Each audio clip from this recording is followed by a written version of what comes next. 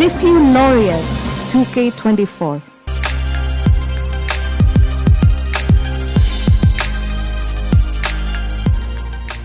ചോദ്യം 1. വിശുദ്ധ കൊച്ചുത്രേസ്യ ചെയ്ത എന്തു പ്രവൃത്തിയാണ് പിശാചിനെ തുരത്തുവാൻ ഉപകരിച്ചത്? ഉത്തരം എളിമയുടെ പ്രകരണം. ചോദ്യം 2. പ്രസംഗകൻ സന്യാസ ആത്മാക്കൾക്കെന്നതിനേക്കാൾ ആർക്ക് ഗുണം ചെയ്യുന്നതിനാണ് നിയുക്തനായിരുന്നത്? ഉത്തരം കഠിന പാപികൾക്ക്. ചോദ്യം 3. ഒരു പുസ്തകത്തിൽ നിന്നെന്നോണം ധ്യാന പ്രസംഗകൻ വായിച്ചു ഗ്രഹിച്ചത് എന്ത്? ഉത്തരം കൊച്ചുത്രേസ്യയുടെ ആത്മാവിനെ. ചോദ്യം 4. ഏതൊരമ്മയെക്കാളും ആർദ്രനാണെന്ന് വിശുദ്ധ പറയുന്നത് ആരെ പറ്റിയാണ്? ഉത്തരം നല്ല ദൈവത്തെ. ചോദ്യം 5. ആത്മാക്കളെ രക്ഷിക്കാൻ പര്യാപ്തമാകുന്നത് എന്ത്? ഉത്തരം സ്നേഹം. ചോദ്യം 6. സഹനവും മരണവും തനിക്കിഷ്ടമാണെങ്കിലും തന്നെ ആകർഷിച്ചുകൊണ്ടിരിക്കുന്നത് എന്താണെന്നാണ് വിശുദ്ധ പറയുന്നത്? ഉത്തരം സ്നേഹം. ചോദ്യം 7. നല്ല ദൈവത്തിന്റെ ആജ്ഞ നിറവേറ്റിക്കഴിഞ്ഞാലുടൻ അവിടുത്തെ പക്കലെത്താൻ സഹായിക്കുന്നതെന്ത്? ഉത്തരം ചിറകുകൾ. ചോദ്യം 8.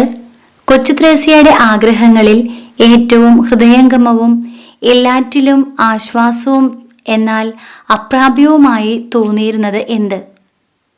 ഉത്തരം സെലിനും കർമ്മല മഠത്തിൽ പ്രവേശിക്കണമെന്നത്. ചോദ്യം 9.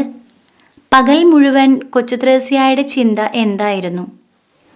ഉത്തരം നല്ല ദൈവത്തെപ്പറ്റി. ചോദ്യം 10. സാധാരണയായി കാണാറുള്ള സ്വപ്നം എന്ത്? ഉത്തരം കാടുകളും പുഷ്പങ്ങളും പുഴകളും കടലും. ചോദ്യം 11. വിശുദ്ധയ്ക്ക് അനവദ്യമായ ആശ്വാസം പ്രാപിക്കുവാൻ സാധിച്ചത് എന്തിൽ നിന്നാണ്? ഉത്തരം ദിവ്യകാരുണ്യ സ്വീകരണത്തിൽ നിന്ന്. ചോദ്യം 12.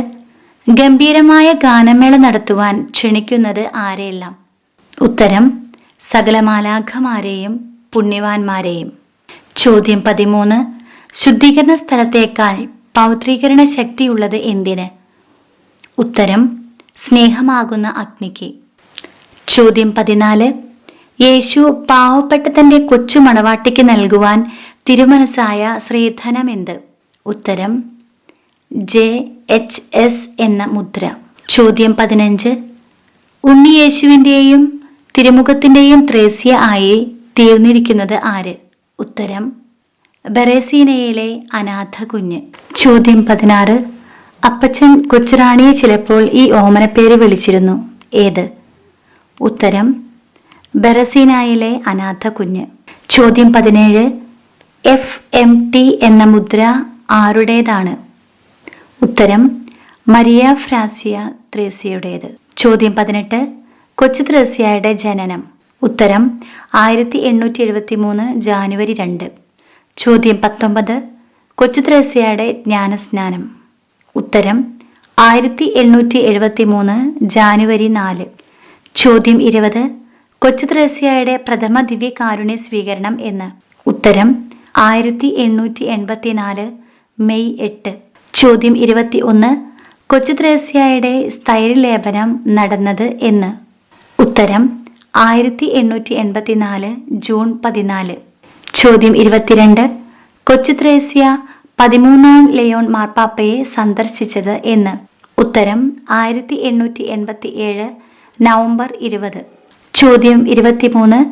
വിശുദ്ധിയുടെ കർമ്മല മഠ പ്രവേശനം എന്നായിരുന്നു? ഉത്തരം 1888 ഏപ്രിൽ 9. ചോദ്യം 24.